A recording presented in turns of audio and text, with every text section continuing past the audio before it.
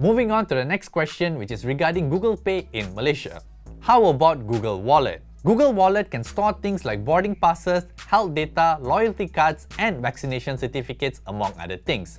But I believe you are referring to the payment feature of Google Wallet called Google Pay. Google Pay was recently launched in Malaysia just shortly after Apple Pay. At the moment, only 4 banks support Google Pay, which is less than the 8 banks supported by Samsung Pay but on par with Apple Pay.